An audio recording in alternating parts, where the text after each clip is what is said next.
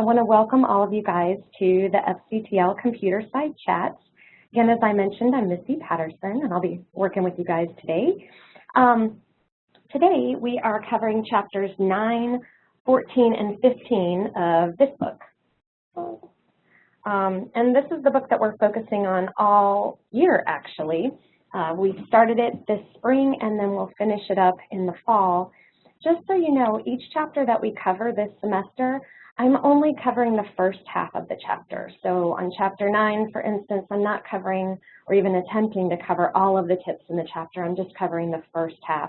And then we'll finish up with the second half in the fall. So that way, people who want to join us again will get all new information instead of getting a little bored by the same old, same old. So we will be covering building community today. That is a tips chapter, so instead of being like step-by-step procedures, it's sort of just research-based ideas on how to improve our teaching in building community. And then synthesis and creative thinking and problem solving, those are actually the student engagement technique chapters. So those will have a process and a step-by-step sequence of events to help run those in your classes. So without much more delay, I thought I would share this with you. I've been sharing it each session, so it may be old hat to you. But this is a quote from the author of this book, Elizabeth Barkley, and she basically tells us that she is not trying to set forth these student engagement techniques to be used exactly as they're written, and that instead she'd prefer you to use your own expertise as an educator to kind of tweak it like you might a recipe. And I've been using that in my terminology now, so I'll say chef it up. And that's just me asking you guys to share how you would use this or how you might alter it. So maybe a technique says do this individually, but you think it might be better in groups. So that's the kind of thing. Don't think you're limited to what the author says, but try to make it your own because you're the best expert on your own students. All right, I'm just going to take a moment really quickly because I think we've been joined by some more folks. So Marissa, if you can chat in your ACC email address and your name, remember you have to drop down on the send to window. It should say everyone. So you'll click on the little drop down arrow and scroll up to the top where it says everyone. And then hopefully you'll be able to chat in. Let's see, I'm going to go ahead and here's how the session's going to work. Depending on whether the chapter is a tip or strategy chapter, we will either review the tips or strategies, and then I'll be challenging you guys to pick some of your favorites and share how you might use them. I do keep you guys muted the whole time. That is just because we've found that when people try to talk, it gets really confusing and loud. On my last set of evaluations, some people, well, one person had said, I think it would be better if we could chat in. But we have tried that. It doesn't work all that well when we go full audio. However, if you would prefer to speak instead of chatting in the chat window, you are welcome to do that. You just have to unmute yourself. And so if you look on your screen, you should have your name, and then there should be a little microphone with a flash through it. If you click on that, it'll unmute you, and you can speak to us. But then we just ask that you remute yourself at the end so that it doesn't get too loud in here. But I think for most people, the chatting in works well, and then they're recorded more than if you just speak them. And I will mention in the chat window, once we have, oh, it's already happened for me, but once you have a good number of people chatting, there will be a scroll bar on the right. So depending on where you've placed your chat screen, that scroll bar might be off the side. And some people last time, we had so many people commenting that the chats were flying off the screen before people could read them. But you can always click on that scroll bar and get to where you would like to be to catch up and read. Oh, Carl, I just got you. Thank you so much. You are all set. And we're still waiting, I think, on Catherine and Marissa to chat in if they're able.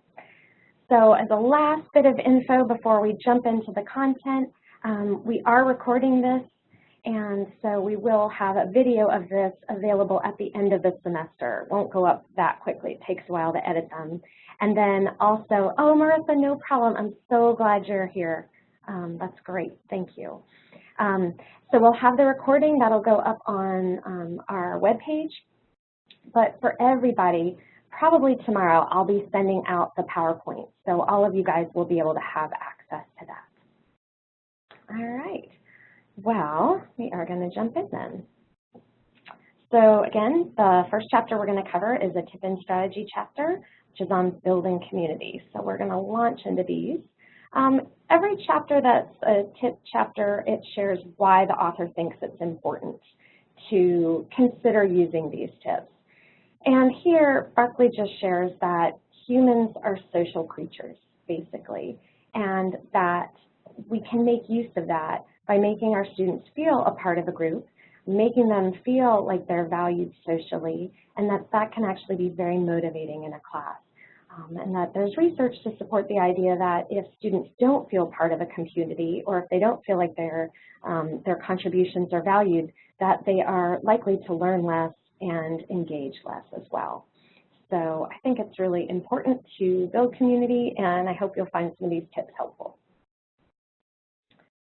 Alrighty, so again, as I mentioned, these are the first few tips in the chapter, and I want you guys to be thinking about how you might tweak these to work for you. So I am not covering all the tips in the first half. There's just way too many of them, but I'll pick and choose. So I've got a few for you. So first is tip number 29, and that is to reduce anonymity. The author suggests that we learn our students' names and help our students learn each other's names. Now, I have for many years been memorizing my students' names, and I use, I take a mug shot. So the first day of class, I take a picture on my phone with people holding up their first and last name on a sign, and then very quickly I'm able to learn the names. But I don't think until recent years I spent enough time getting my students to know each other's names. And so I think that is really important because you don't feel as much a part of a community if you don't know anybody else in the class besides your instructor.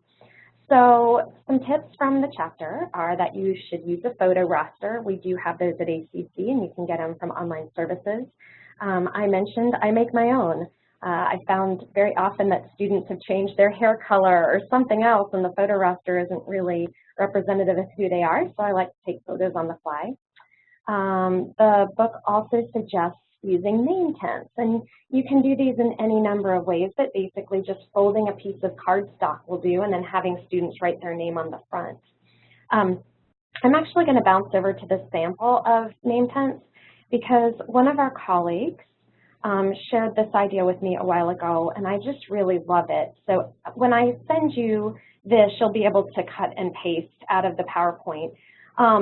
But what this instructor does is provide a piece of paper with this on it. It's blank on one side, it says name tent, and then he lists all of his class policies.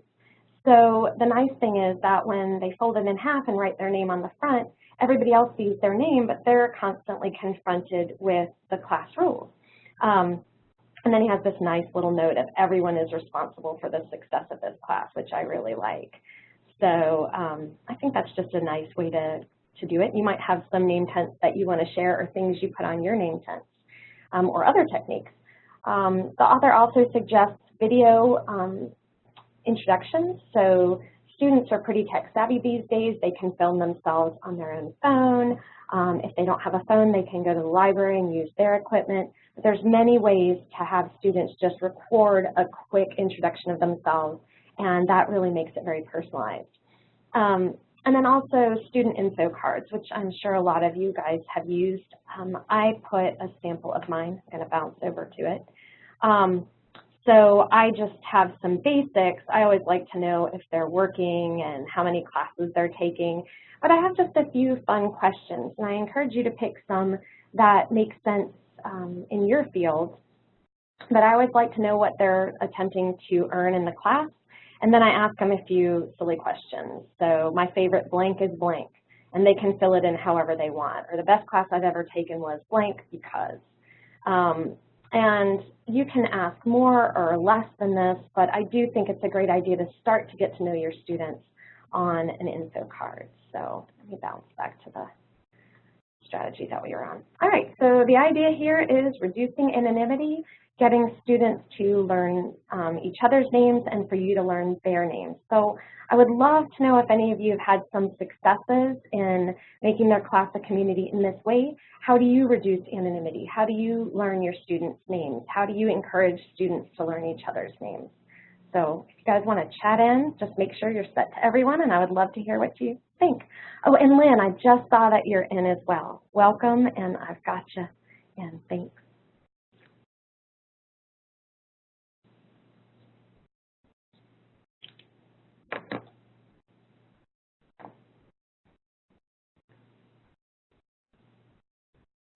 Oh, and Carrie, I saw that you're here. If you can chat in your name and your ACC email address, that'll help us give you credit. And welcome. Oh, I'm seeing some stuff come across. I'm sorry, I'm doing this roll taking thing, but let me see. So, oh, Patty says, we have the students wear name tags for the first few weeks until everyone seems to know the names. That's a great way to do it because they're seeing the names and you're seeing the names. I like that. Zoe says she takes roll every class and tries to make eye contact while doing so, so then you start to really learn the names as you're connecting with them. Marissa uses the photo roster. Great. Yes, having students work in groups and then reminding them to introduce themselves is a really great way to help them start learning each other's names. Let's see, I'm going to make this a little bigger so I can see it. Okay, so Lynn says, in Blackboard and the in-class, there's an introduction thread. Oh yeah, that's a great way to do it. So video introductions, or you can do an online discussion board with introductions. That's really great. I see, but she knows most of her students by the second course because they're in a cohort, but they need to make sure that they know each other, so that's good. And Catherine says that she assigns teams early in the semester, so then they've got these small groups and they can learn those names more quickly, and that's really a great way. Marissa says introduction thread on Blackboard. You know, I took a trick from one of my own professors back when I was an undergrad. He offered extra credit to the first student in the class who could recite everybody's name. And I did that last semester, and I was blown away by how quickly students got to know each other. It took them a while before they were ready to attack the whole class, but eventually they did it, and it was pretty cool. All right, Terry says she takes attendance every day, but encourages students to partner up for help. So those are some great ideas. Yeah, attendance definitely helps, using that photo roster, getting your students to work in those small groups so they can learn that small group and then get more and more comfortable feeling like they're part of a community. That's really helpful. Oh, Jason, thanks. Jason plays the name game. So they are introducing themselves by saying their name and a favorite movie. And that way you're starting to learn a little bit about each other, something about your preferences. And, oh, this is great. I love it. So then he's keeping track of the movies that people name, and now he knows he's got a common knowledge base. If he wants to give an example from a movie, he knows if he uses one of those, then at least somebody has seen that movie. Yeah, I'm getting to an age where my students have seen totally different movies than I have, so that would really help me. I could maybe run and go watch a bunch at the beginning of the semester. All right, well, you guys, those are some great ideas. Thank you so much.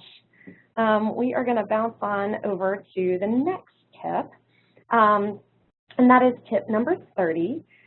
This one is just use icebreakers to warm up the class, and Jason's given us a great example of one. The name game is a lovely icebreaker, and the author reminds us, which I can't agree with enough, that the first few days of the semester will set the tone.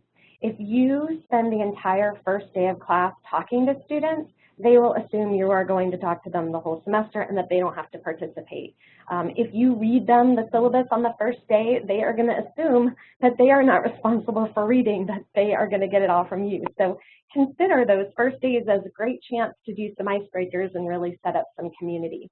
So the author had a bunch. I just picked a few of my favorites, but she broke them out into social icebreakers where students are just learning about each other, Course content icebreakers, where they're learning a little bit of course content, or the course policies and procedures icebreakers, where they're learning some policies for the class. So all of those are good ideas in my mind. So I'll let you take a minute and take a peek. I think that a lot of these are great. I really like the company you share, but basically you just call out some things that your students may have in common, like everybody who loves chocolate, stand up, or everybody who speaks more than one language, stand up. And so then you can quickly see, and the students can quickly see, how many people share these commonalities. Standpoint statements. This one's actually a really lovely one for cultural competencies, and you have them list a few demographic facts about themselves. There's some examples up there, and how those might shape their standpoints or their viewpoints. So how can being born in Texas make you different or have different beliefs than if you've been born in New York City? And then after they write all these demographic facts down and the part about the standpoint, then they go into small groups. They try to find other people that have some similarities and some differences and talk about those. So I think that's a really nice one, getting the class started off on the right foot, to realize that everybody's got these different perspectives and that the class is stronger when it's more diverse. Course content icebreakers, there's this common sense inventory. It's basically just a true-false test, and you can include some key facts from your discipline. I find it particularly fun if I put ones in that are surprising. So I teach human sexuality. It's really easy to find things that my students don't know, and I think it just makes it more fun, gets them excited about the semester instead of them thinking they know everything. So after you've given them the true-false quiz, they take it and they pair up and they discuss their answers.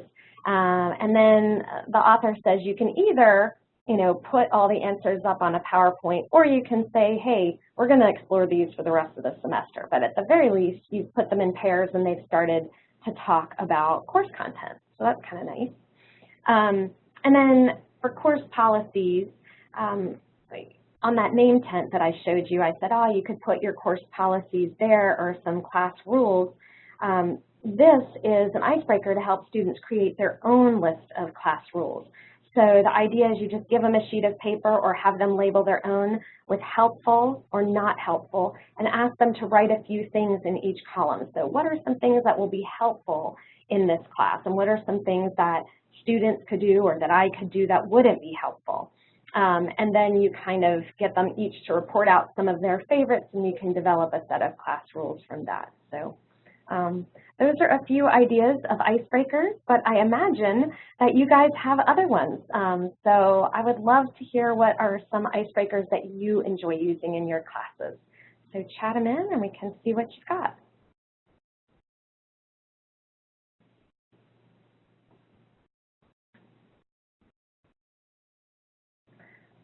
Melinda, hi, I didn't see you there, but welcome.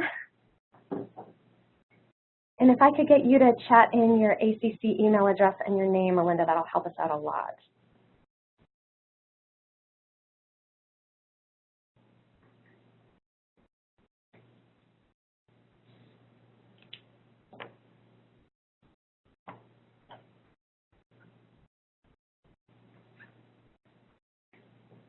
All right. Zoe says that she's not using icebreakers but can see some merit, and we'll think about it. So maybe pick one of these, or maybe one that one of our colleagues mentions might make you think about using that in class. So Carl says he asks students to tell him why they're taking his course and what they hope to get out of it.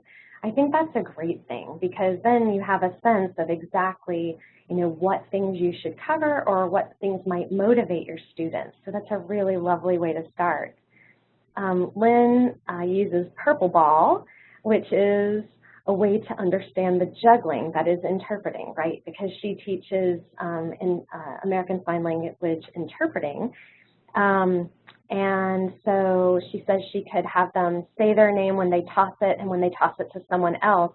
So they have to identify the person's name when they toss. Oh, wow. So more and more balls wind up in the circle, and so there's a bunch going around. That is a really great way to think about all that's going on when you're attempting to interpret. I can imagine that would be distracting. So yeah, a great way to kind of make it fun and get people laughing and connecting with each other and maybe even learning some names. And remember, you guys, I mentioned that if somebody's chat has flown by too quickly, you can use the little scroll bar on there and scroll around. Sometimes I get it too far off my screen and I don't see the scroll bar anywhere, so I like to tell people about it.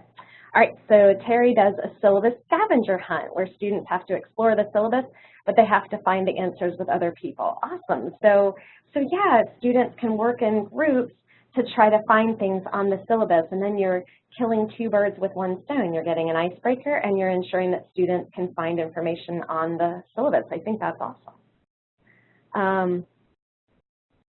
Okay, and Patty says that her students like to exercise, so we do the company you share. Okay, so that stand-up, sit-down game. They all stand in a circle with one person in the middle.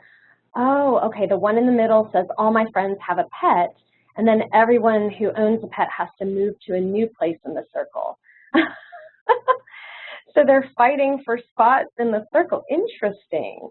And then do you shift the person in the middle so that somebody else gets to ask some questions, or do you keep the same person the whole time? I'd love to know about that because that sounds like an interesting tweak on the company icebreaker. Marissa says she introduced herself first and how she made it to college. I think those personal stories are so valuable and they mean so much to our students. And then, like Carl asks, what everybody wants to accomplish. I think that's a really great idea. So Melinda likes the name game. Marissa likes Patty's idea. That's awesome. And okay, so Patty's saying yes. Each time a different person ends in the middle and has to come up with a new All My Friends topic. Very cool. See, I'm a huge fan of making the students work more than me. And if I did it the way I was thinking, I would have had to come up with all the categories. But that's awesome because now you're making the students in charge of coming up with the categories. Love that idea. All right, well, those are some great suggestions. So I hope you might find one that sounds exciting for you to give a try with. And you know what? It's never too late, especially if you've just got a couple of minutes and you're talking over a really challenging topic. You can do an icebreaker right there in the middle. I know we're not at the beginning of the semester, but it can really lighten things up, especially as we move into finals. So. All right, so our last tip or strategy is number 31, and this is use technology to extend or reinforce community. So a couple of you guys have already mentioned the idea of discussion boards online, and those can be really, really helpful. The author suggests sending an email to your entire class. And even if you don't plan on using Blackboard that much, if you get on your Blackboard class, the week before classes start, you can just do a blast email to everybody. She encourages us to tell our students what we are hoping to share with them over the course of the semester, but then much like we had some people talking about in the last section, ask our students what they're hoping for in the semester. Now, if you use that as your icebreaker, you may not want to ask that question, but I imagine there's a bunch of questions you could ask in an email and just have them write you back before the semester even starts, and I think that's a great way to build community. So you've probably heard before, it's a good idea to get students to share contact information. Email addresses can be useful, maybe cell numbers if you want. That can be really good. Encouraging the use of online forums. A lot of people have success with the clickers. So those are the student response systems where you can put questions up on the board and then students can click in with the answers. I'm going to type in because there's a couple that are free instead of having to get the actual clickers. But there's polleverywhere.com is one, and then another one is Nearpod. Both of those are free. Nearpod's kind of neat because you can actually upload all of your PowerPoints if you're a person who likes to do that, and then students can follow along on their devices and then quizzes will come up. When I do those kinds of things that require devices in class, I sometimes try to put students in groups before we do them in case some students don't have access to that technology. And then another one, I just went to the Great Teaching Retreat this weekend, and one of our colleagues taught me about the Remind app. And the Remind app, and then you know how things are weird once you hear about something, then you hear about it everywhere? My daughter's track team just sent out a Remind app.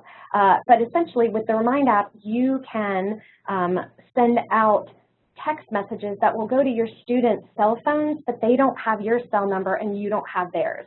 It's all handled through the app. So that could be another way to use technology. And then you can just send them a little note like, can't wait to see you next class, or hey, don't forget, there's an assignment due, check your syllabus. And it just kind of keeps you connected throughout the week. So what kinds of things do you do? How do you use technology to build community in your classes? I'd love to hear some ideas. And if you have another app that you love using, or that you use the Blackboard class in a cool way, just let us know.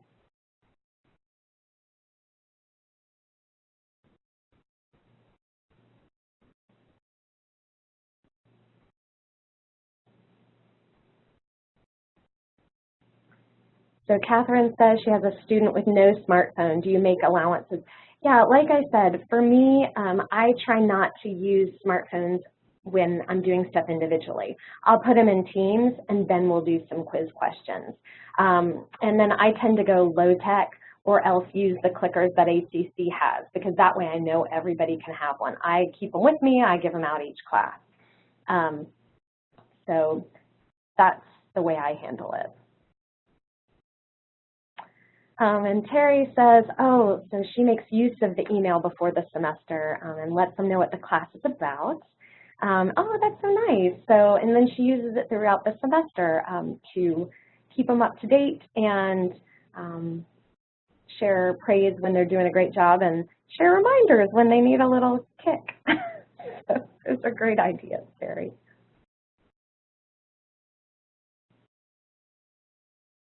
So what else do you guys do?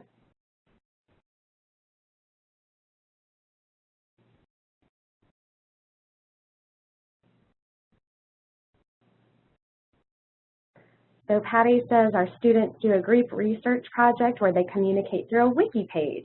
Those are awesome. Wikis are amazing. And for those of you who haven't used one before, you can create them yourself, but it's much like Wikipedia, where people can add to a knowledge base that's shared by the entire class. So they can upload research articles or drafts of papers, but everybody is seeing the entire wiki, and they can start to use it, and they're searchable. They're really handy. And then if somebody posts something that somebody else thinks is inappropriate, they can flag it and they can get rid of it. So that's a great idea. Zoe says she likes the idea of a pre-semester email, and we'll give it a try in August. Awesome. And then on the first day of class, she shows them what's available on Blackboard. I know we have a faculty fellow this semester who has been exploring something on Blackboard called VoiceThread. I'll type that in. And I think she uses it through Blackboard, but that might be something that you could show your students on the first day. It's like, oh, VoiceThread, they can actually do little video recordings of themselves instead of just always using the text-based discussion board. So I love that.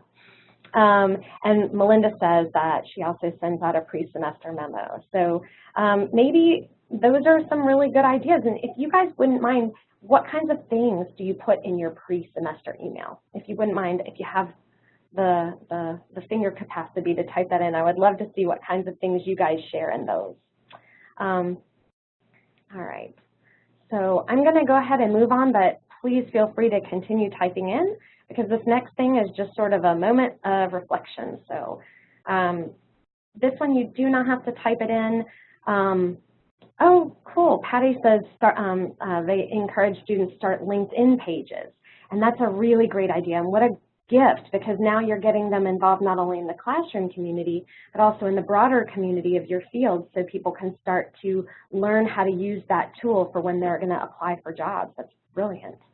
So Carrie, you guys can read, is sharing some of the things that she puts in her pre-semester email, and those are some great ideas. So here's what I want you to do. Take a minute as people are typing in some extras for us, and rate yourself on the 3 tips. How good are you at learning your students' names and getting them to learn each other's names? So you don't have to type it in, but think about it. Rate yourself from 0 all the way up to rock star. How good are you at using icebreakers early in the semester and at using technology to reinforce community? So take a minute, and when you're done rating, go ahead and just text in ready, and then I'll know that we're good to go on. And I just like you to reflect in this way because it'll help you be thinking about where you can build on your strengths and where you can say, all right, I'm good. All right. And I did see Jason added in about WebEx video conference, just like we're doing. Absolutely. In case you guys didn't know, as an ACC faculty member, you actually have access to WebEx, and you always have a private room so that you can open a meeting at any time. So if you search on the ACC webpage for WebEx, you can learn how to sign up for it and you can learn how to use it, and it's a great tool. I was terrified of it. Now I really like it, and in the fall I'm going to have to leave my class for one day, and I'm just going to WebEx into them, and I think they're going to like it. I hope they don't ask me to do it every day. All right. Well, it looks like we're ready to go, so thanks for taking the time to reflect on that. And we are going to move to the part of the Computerside chat where we're talking about the chapters on student engagement techniques. So just so you have a sense of what these chapters are covering, Chapter 14 is all about helping students use what they've learned in class to come up with new and original ideas. So this is pretty high up on the Bloom's taxonomy, if you're familiar with that, but it's a really, really great thing. If we can get our students synthesizing new information with stuff they already know or creating new information, they're really going to be demonstrating that they've learned our content very, very well. And likewise, problem solving. It is one thing to just be able to regurgitate information, but if you can solve problems with that information, you're heads and shoulders above. So the authors suggest that this level of handling information is really valuable to our students because they learn not only how to do it in our field, but they start to learn techniques that will help them to be more creative or be better problem solvers in other fields. So, oh, Louise, welcome. Thank you for chatting in. All right. We've got you there. Let me move more, come on. Okay. So here's what I'm going to do. Normally, I have people chat in, but the last few times I've discovered that a poll works really, really well. So I am going to open this poll. And you're only going to get to be able to vote on one. Okay, so you're going to be able to pick one. Hopefully everyone can see the poll right now. I'm going to have to try to scooch it out of my way. So we've got 3 possible student engagement techniques, and right in front of you, you can see a short description of each one. And if you'll take a moment and look over these, if you have any questions, chat them in. If I can clarify one or something, just let me know. But I'm going to let you guys go ahead and read it, and I'm going to take a moment to have some water. When you pick the one that sounds most interesting to you, just click it on the poll and send your answer in. And once I've got a goodly number of you polled in, I will hopefully this time display the results of the poll to you guys. Last time I forgot to do that, so we'll try.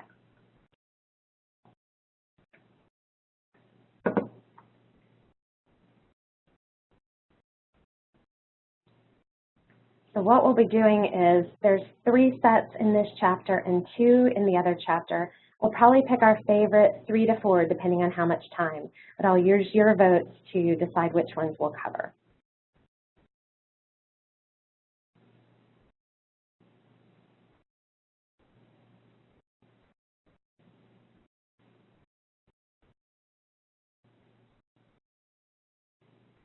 I think we just got 3 more folks. Oh, doing great.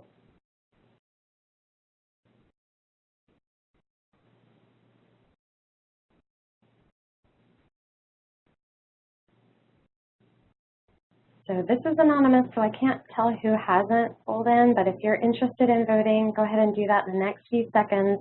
Looks like only 2 of you haven't, so I'm going to close the poll relatively soon. Oh, great, we're down to 1.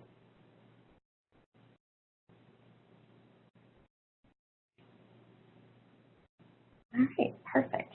All right, you guys, so here's where it gets interesting. I thought that since the poll was on my screen, you guys would be able to see it, but I do not. Aha, share with attendees, poll results. Okay, if somebody would chat in, tell me if you can see the poll results now. I'm hoping you can. I'm going to mark them down so that I know which we picked, and then we'll do the same thing on the other chapter to decide which ones we are going to cover. So we've got 4 for set 16, we've got 6 for set 17, and 1 for set 18. At least that's what it looks like to me. Oh, great, perfect. Okay, so Catherine points out you have to go to the polling tab. So if you open up the polling tab, hopefully you'll be able to see it. Great. Okay, so I am gonna save that one real quick. And then we'll open up the other one. Why didn't that work? That was weird. I don't know what just happened. Okay, but we've written them down, so we're good. So let's do a new poll. I'm gonna open up another one. This is poll 2. Wow. Okay, so let me bounce over to the next screen. And here is the last 2 student engagement techniques from chapter 15. So we've got 23 and 24, what's the problem, and think again. Oops, I guess I have to open the poll, don't I? I forgot. Okay, so the poll is open, and take a moment to read over the summaries. If you have questions, chat them in to me if I can clarify anything. And then once we've got everybody in, we will figure out what we're going to do here.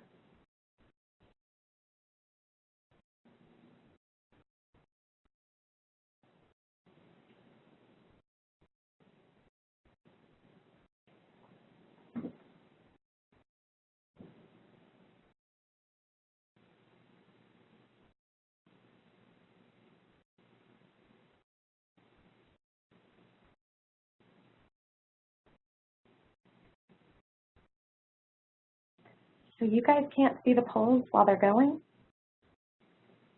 I can. You can? Mm-hmm. So Nick says he can, but I'm wondering if you guys can see them while they're happening, because it's interesting. All right, looks like we've got everybody. I'm going to close the poll. Thank you, guys. And I'm gonna, okay, so I've shared the poll results. Oh, okay, so Patty, you can't see them. All right, this is good to know. Well, you were the one who told me that you couldn't see them, so I'm glad I figured a way to share them with you guys. All right, so as you can see, it's kind of interesting. We've got 4 people who are interested in the set 23 and 8 who are interested in set 24. So, no, Patty, I thought you could see them because, you know, I can see them on my screen and I'm sharing my screen, so I assumed everybody could see them. It's probably best that you can't because they cover over half of the PowerPoint slides. All right, so has everybody had enough time with those poll results? You chat in, good to go. I will close them down, I think. Actually, maybe they'll stay there. All right, I don't need to close them down. Okay, so it looks like the ones that we're going to cover will be set 17 and set 24 for sure, and then I'll do 16 and 23 if we're able to get to 4. So you couldn't see the, oh, okay, Marissa said you couldn't see them either, but you could see them at the end, and hopefully they're still up now if you wanted to take a peek. All right, so I'm going to bounce over to set 17, which had the most votes from this chapter, and we're going to walk through this one and see what you guys think. So this is called Variations, and here students are creating alternate versions of an original, and then they have to use class information to support their efforts. So I put some examples there. So if you're in a liberal arts class or humanities class, you might rewrite a story with a new ending. If you're teaching history, you might want to imagine what might have happened if a historical event had turned out differently. If you are in a STEM class, maybe you're going to come up with a different outcome for a study. So I often do that with my students where I'll say, well, here's what the results showed, but what would we have to think if the results came out differently? I'm looking to see, you know, I was thinking too in the health professions, maybe you could talk about a case and a progression of that case, and then ask people how it might turn out differently if you tweaked one or two of the treatment options or something else, the age of the patient, whatever. So the whole idea here is you start with an original, you start with some item, and then you ask your students to tweak it and see how they think that might change the outcome. So for preparation, you have to select the thing that you're going to discuss. You might write a case study. You might find an experiment in a journal. You might be covering a historical event, so you just use that. And then you reflect on the item and you try to come up with some things that you could alter. Now, you could either present those to students or you could ask them to come up with what they might alter.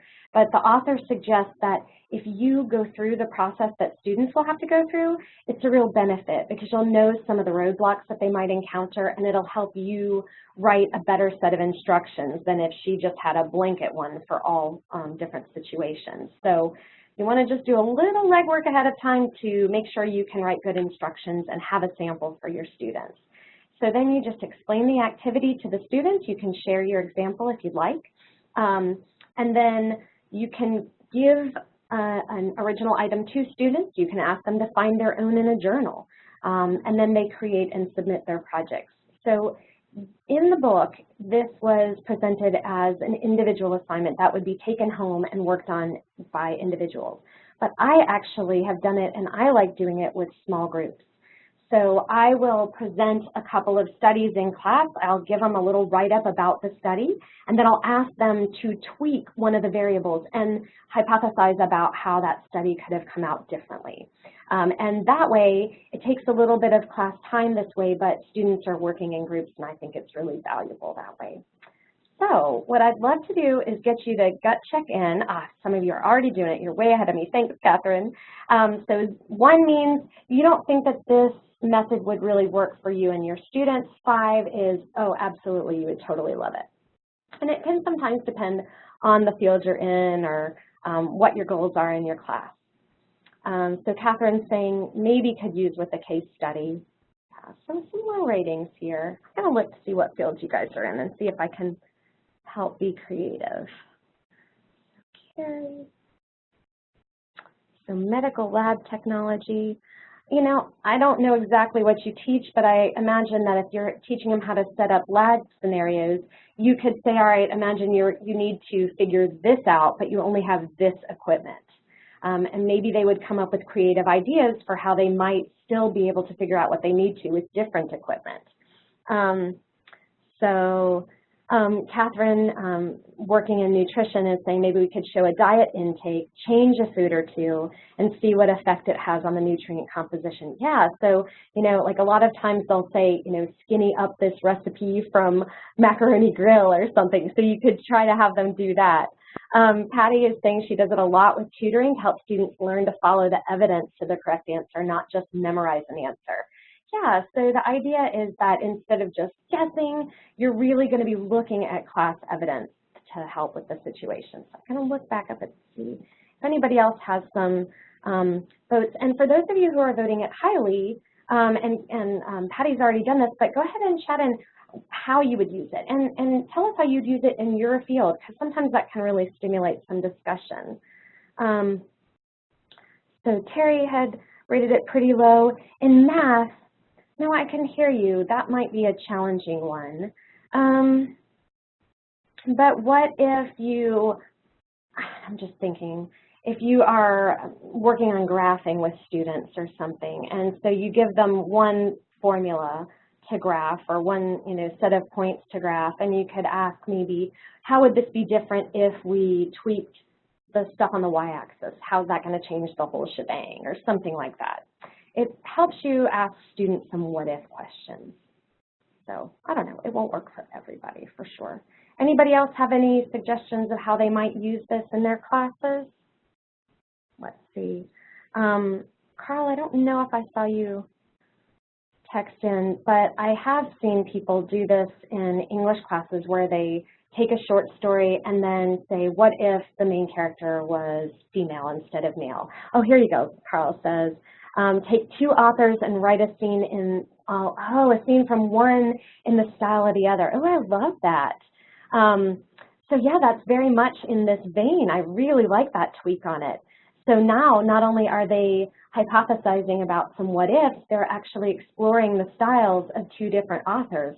That would really help them be able to identify those styles later. I think that's a really great idea. And Jason says he has students revise conflict scenarios in presentations. So are you saying you set up an example of a conflict and try to have them resolve it in a more positive way? Not sure, but that sounds like it. I hope I'm not. Okay, good. I don't want to be misrepresenting you. All right. Well, so those are some ways that you might use variations. Luis is trying it in an SDev class, especially when discussing career choices and how to select one that's consistent with, I lost it because it scrolled, with their interests and abilities and not a TV show. What a great idea. So yeah, you could even have them use Degree Map and say, because there's that option in Degree Map to click on it and say, what are my fastest graduation plans? So it'll look at all the classes that they've already had, which may not work in an SDev because they're pretty new, but perhaps check and see what other degree plans might be possible for them to complete in a reasonable amount of time, and which careers that might lead to. Patty says in physical therapy, she could give them a case study where a patient can't bend their knee, and that if you want them to stretch, I see. So they're looking at the feedback to try to figure out the right treatment. That makes sense. So you can have them tweak the case study, and that would alter what the recommendation for therapy would be. That would give them great practice. All right, cool. All right, well, Luis and Patty and Jason, thank you guys so much. I appreciate, and Carl as well. Those were some great ideas. All right, so I'm gonna bounce on over to our next one. Let's see, what time is it? I think we're going to have time for at least two more. So I'm going to bounce back to this one. Okay, so team concept maps was the second highest rated on this section. And this one is just about using graphic organizers to demonstrate that you've made connections. I think it can be really useful in terms of getting students to think about information differently. So often our students are used to taking notes, and so everything's in writing. And even if they don't consider themselves visual learners, if you can teach them that by converting written text into some kind of diagram or something else that has visual support, it really gets them to think about the material differently, and then it's kind of like something they can close their eyes and see it when they take an exam. So I love the idea of developing concept maps. So the way this works is you choose a topic, or you could have your students choose a topic, but it should be pretty complex. So it could be, like Patty was just talking about, different therapeutic options. So you could come up with a procedure for therapy, a process. You know, in a lab class, you could talk about all the steps for setting up your lab, or setting up the activity that you're about to do in a lab. It could be a really complex concept, something with a lot of moving parts. So you're, again, going to want to try this out yourself, and you're going to want to brainstorm and write down all the things that you think are associated to that topic, and especially the ones that are most important to least important. And then choose a graphic image that helps highlight those differences. And I'm going to show you guys an example, but just FYI, most of the Microsoft products, like Microsoft PowerPoint or Microsoft Word, they have something called Smart Art. It's usually in the Insert menu, so you click Insert, Smart Art. And when you do that, they are graphic organizers. So I'll let you take a peek because I just found a few. So these are just ones that are available on PowerPoint. And so I imagine if you presented one of these to your students along with a procedure or you know, some concept that you could challenge them. You don't put any information in there. Just say, organize it in a pyramid or organize it in a, you know, a hierarchy, and get them to try to fill those in their groups. So you can draw your own, and if your textbook or some supplement has sample organizers that you can use, more power to you. But I love that these are available for free on Microsoft. So that's something I do, is I'll just download one, print it, and tell students to fill it in. So let me bounce back here. Okay, so you're going to, again, want to map the topic yourself so you have a key for assessment, but also so that you know how to do it, and then you can explain this process to students. And then you're going to want to pick another topic. So again, much like the first one, do one, do another. One you can use as an example, the other you can actually present. So then select the method for collecting information. You can use a flip chart, you can use handouts that you've created, you can just write them on the whiteboard. Some people use overheads or those ladybug video projectors. So really anything will work here. And then you just describe the process of mapping to the students. You can share the example that you've already done so they can see how it works. Then you form them in teams and give each student the concept or the procedure and the tools that they're going to need to create their own map, and then they can report out. So you could, if you have a lot of material to cover in a particular class, give each group a different procedure. Or you could have everybody working on the same task. Another tweak on this is, let's say everybody's working on the same procedure, you could give each group a different organizer, and then they would share the one that they used, and as a class you can vote on which one just seems to lend itself best to this concept or this procedure. That kind of critical thinking is really valuable too, because you don't want students to think, I've got to put everything in a pyramid, or I've got to put everything in a flow chart. So this is the idea of team concept maps. For math, I could see it being a beautiful thing if you've got a really complex formula that you're having students solve. Well, you could give them a graphic organizer to help them walk through those steps. But let me go ahead and have you guys gut check in from 1 to 5. And then if you like this, maybe share how you would use it. So Melinda is saying that she uses it for short-term goal setting. I'm not sure if that is complex. Oh, I think that is. I mean, think about all the decisions that go into goal setting. You have to think of all the different possibilities. You've got to think about which ones are priorities. You've got to think about how much time each thing takes. I think that's a lovely choice. I really like that, actually. Catherine is saying that she just had them create flow charts for blood pressure regulation yesterday. Very cool. So you're talking about all the steps that you can take to try to lower somebody's blood pressure. And maybe you don't start with medication first off, or maybe you do. So they would be able to organize that themselves. I like that idea.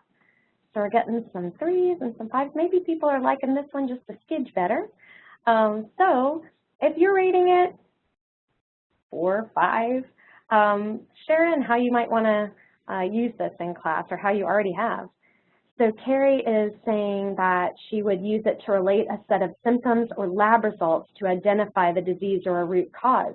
Absolutely. So, and then, you know, it's one thing to just have a bulleted list of symptoms, but it's another thing to kind of indicate which one's the most important or the most common, you know, because sometimes with those diagnostics, this is the most common symptom you're going to see, but these lesser seen symptoms also matter. So I really like that idea. Patty says she uses this for reviewing information prior to exams. And I think that's a great idea. So, and I like how you're tweaking it. Instead of teaching new information this way, perhaps ask students in teams to basically build a visual study guide for the exam. I think that would be super useful, and when it's so close to the exam, they're really going to need some memory devices, and when they create their own concept maps, they've really got some good ones. All right, Marissa has to step away for a few. Well, we hope to see you back.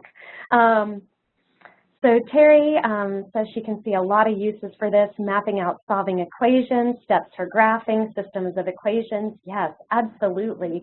And think about, as a novice, how sometimes you would mess up those orders, you know, of operations or the steps to doing different things. And if you know that your students typically make those mistakes, if you can get them to graph it out, maybe they'd be less likely to do that. And it's so much better than if you give it to them, like step 1, do this, step 2, do that. If they can work through the process and really come up with a good image, then they are going to remember it better. So I love those suggestions, you guys. Anybody else have one that they want to share? Oh, great, Carl, thanks. I work with short fiction, relating 7 elements of fiction to a piece to see what makes it tick.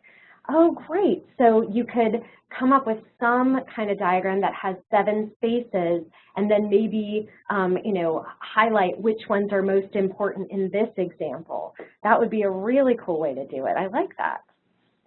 Patty says that students find concept maps easier to study from than PowerPoint handouts. Absolutely.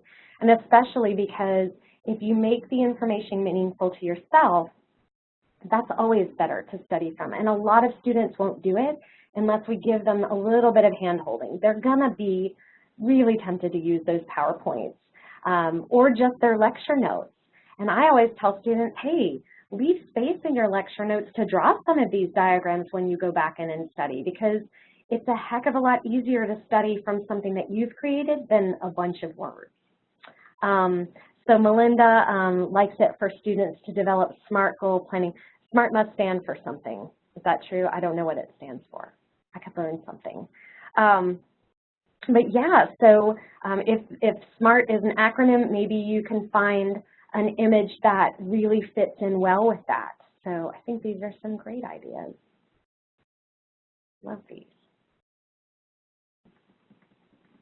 Anybody else have one they want to share? I'm going to get a sip of water real quick.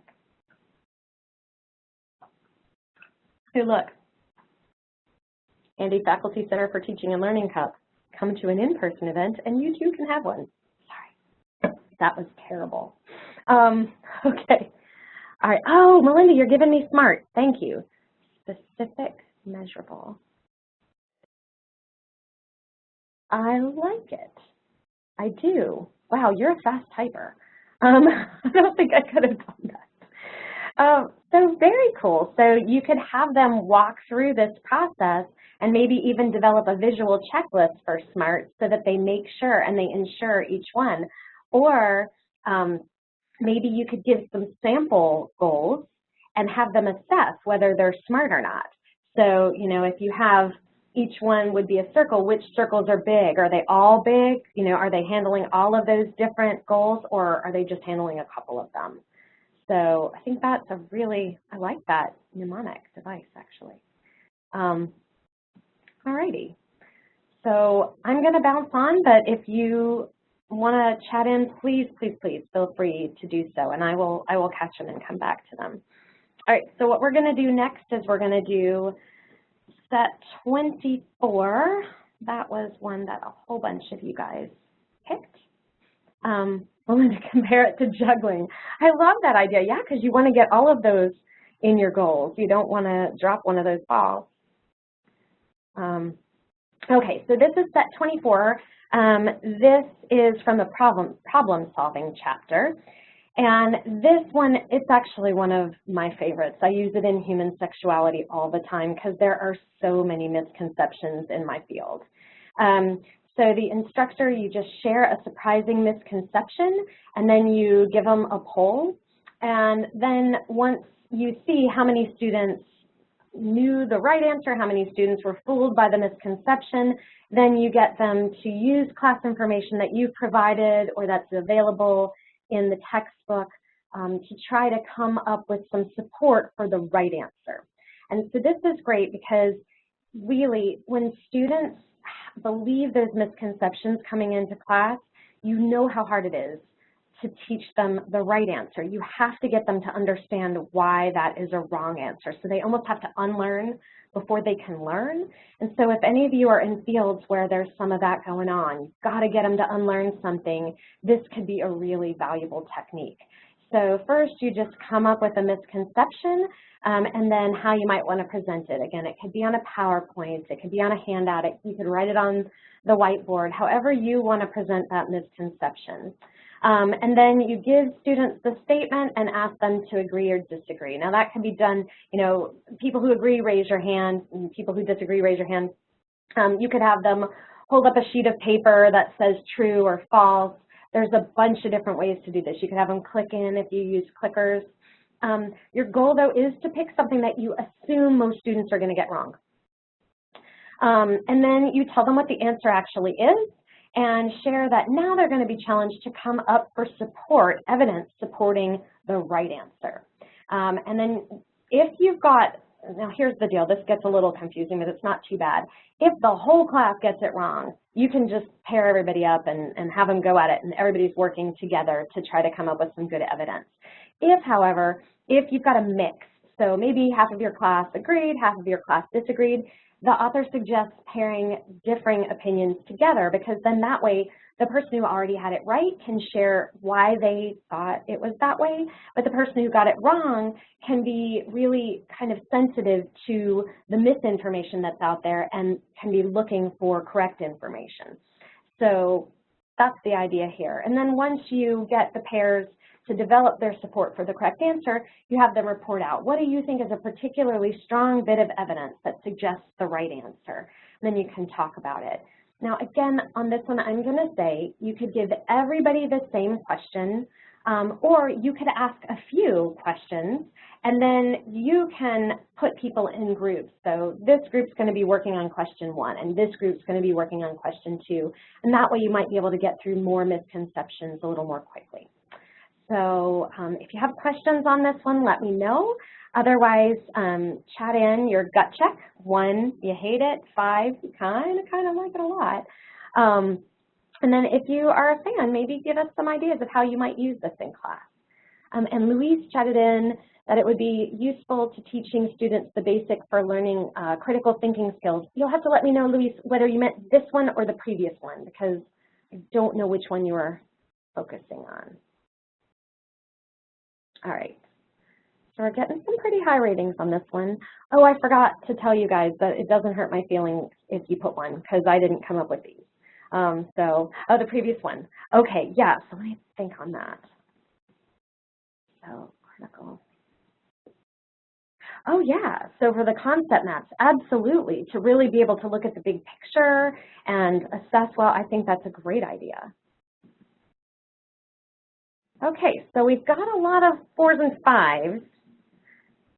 So I would love to get you guys to chat in how you might use them. So Zoe's already done it. Given all the misconceptions about historical events, this will be very effective. Yeah, and it's kind of fun because for me, one of the things that gets students excited is when they realize they don't know everything. They come in, they really think they know an awful lot sometimes, and so it's not to put them down, it's just to say, hey, turns out it's good that you're in this class because we have stuff to learn. So that'll be fun. Patty says in her field, not too many misconceptions, so maybe it's not a perfect fit for you, but maybe there might be misconceptions about what people think when they hear physical therapy or massage, just saying. So maybe that. Catherine says in nutrition there are too many misconceptions to count. I can imagine. I'm sure you hear them all the time too. So maybe when you're talking with people and they're sharing all the things that they think they know, but you know are wrong, especially if they work at GNC. Yes. Heck, you could go to GNC and photograph some information that's incorrect and then share that with the students. That would be a great learning experience too, because we are confronted a lot of times with information that isn't correct. So what do you guys think? So we had some folks, Jason and Melinda and Carrie and Zoe, all of you guys had rated this pretty highly. What are some thoughts that you guys have? And Carl too, how might you guys use this?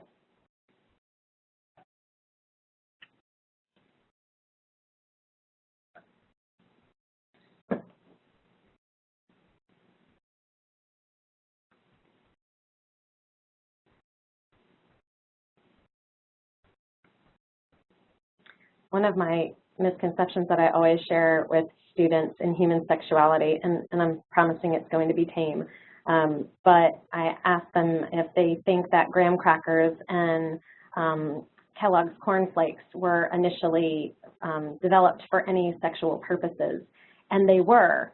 Actually, both Graham and Kellogg thought that eating a whole grain diet could prevent people from having some sexual problems. And so I won't tell you what problem they're aimed at just because I don't want to make everyone blush. But there you have it, graham crackers, corn flakes, they don't actually work for what they were intended. All right, Carl says, oh, actually, Jason, I got you right there. So there are many misconceptions when it comes to resolving conflicts, job interviews, public speaking, etc.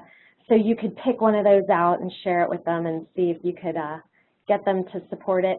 Are you guys thinking about how might you present some information that they'd be able to use as evidence? Could you use your textbook and ask them to bring their text to class, or are there some handouts that you might already have that you use when you teach, or some readings that you have them do? So think about those things too. Carl says there seems to be a lot of confusion about what it means to speak and or write well, so any help clearing that up is welcome. Absolutely. So yeah, you could put you know, an example of poor writing and see if people think that it's good writing, or you could use some different sentence structures and see if people believe that this is the correct way to say this, even if it's not. Carrie says, nobody knows what medical technologists do, so I would use this to merge with an icebreaker. Awesome.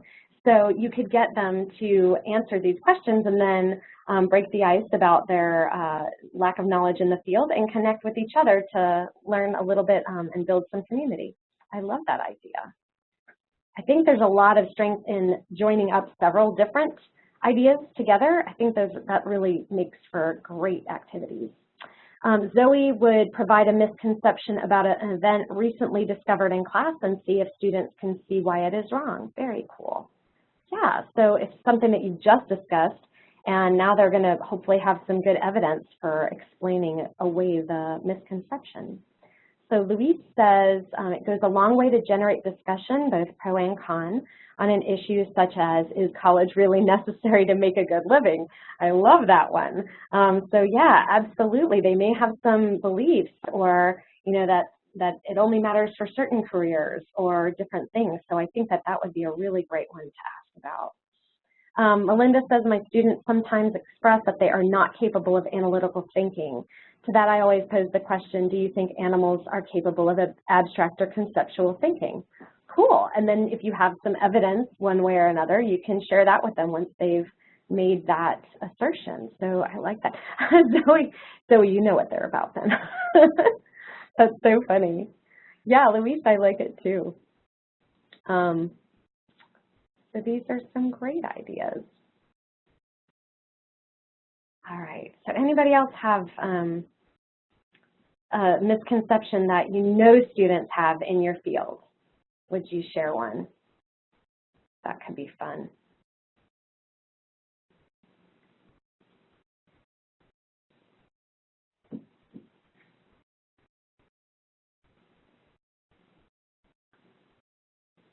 All right.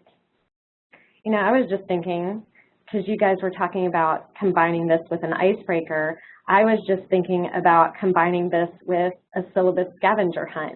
You could put some falsehoods, like you only have to take one exam to pass this class, whatever, and then make them go through the syllabus to find out if these things are true or false. Anyway, I don't know why that came to me. All right, so I'm going to move on, but again, chat in if you have more. We are going to go back to set 23. So this is also from the problem solving chapter. And oh, there's one. Sorry, thank you. So Patty says the main misconception in physical therapy or exercise is it's possible to do an exercise to target belly fat. Yeah, I really wish that were true, but people keep telling me it's not. But I would really like it if it were. Yeah, so letting them know, like, sit-ups aren't going to just work belly fat. That's a great thing to know. All right, so this is what's the problem. And this one, I think given our fields, it actually could really work, but it might take a little creative thinking on our part. So you review a bunch of different problems, and then you classify them into general types. So this is not about actually solving the problems, but in becoming a person who is able to look at a problem and determine what steps you need to take to complete it or to fix it. And the idea is that if you do this enough, if you practice enough, you'll start to see patterns. So, wow, if there is this technique that I need to use in the lab, maybe I use it in some situations but not in others. So you would develop those two kinds of problems. So, you know, I have to use this equipment to handle this type of question, and then this equipment to handle a different type of question.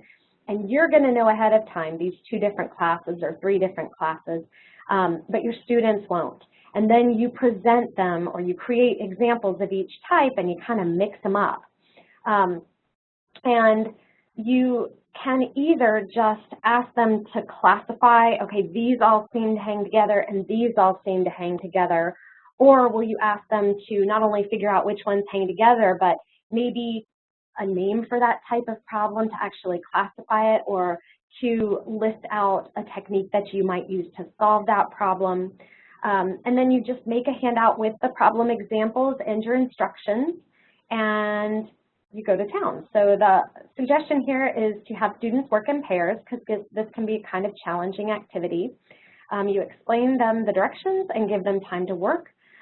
Again, you can give them the classification, so like which of these problems could be solved by using titration, and which of these problems could be solved by using flames or burning or something. And then you let them classify or make them figure out the classification as well.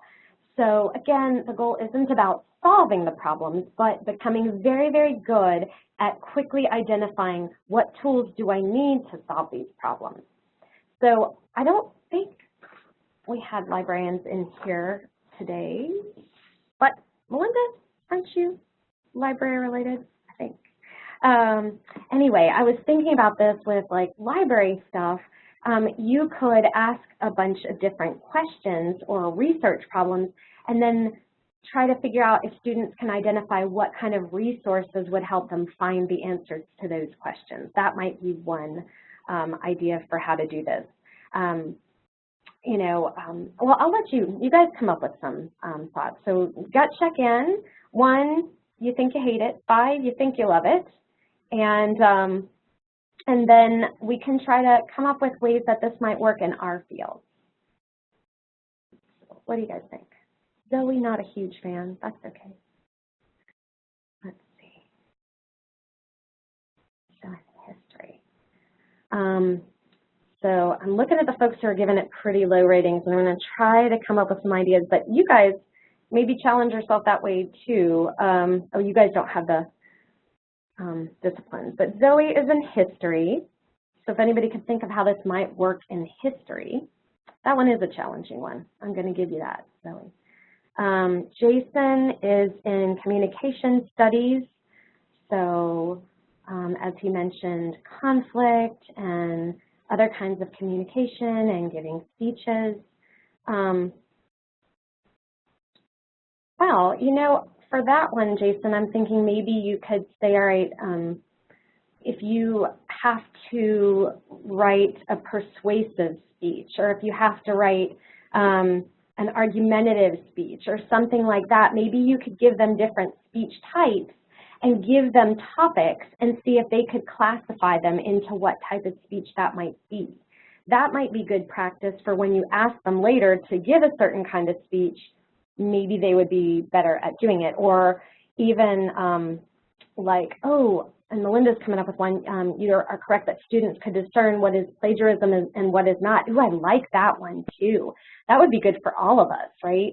If you are doing any work where there's writing, if you give them examples of properly cited information versus plagiarized information, and then you have them classify those, that would be great practice. I love that idea, Melinda.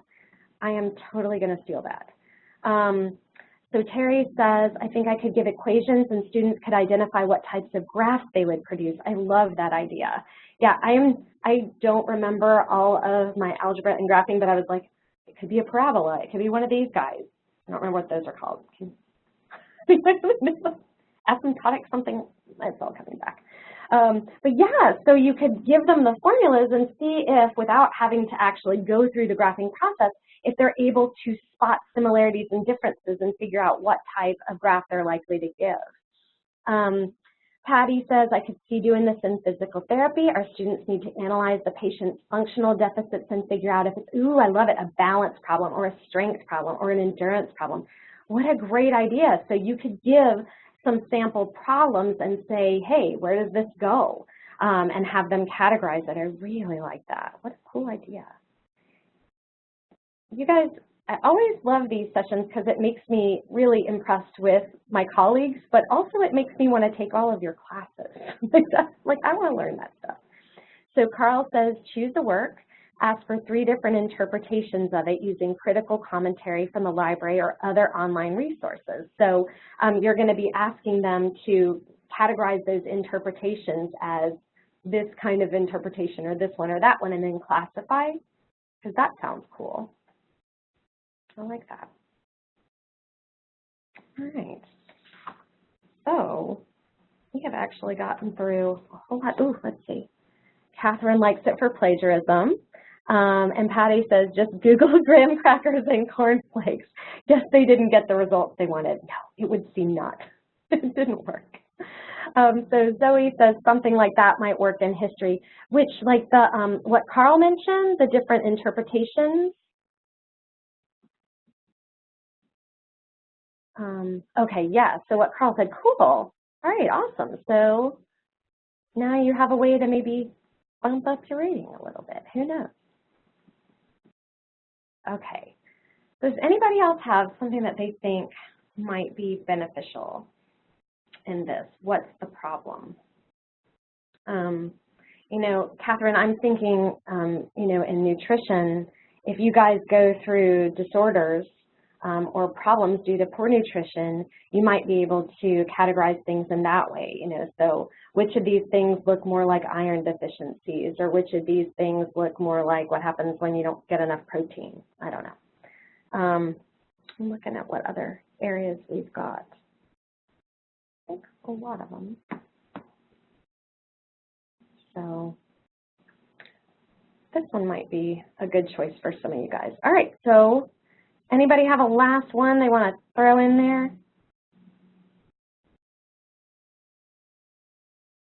All right. Well, you still have time. I'm going to bounce on over to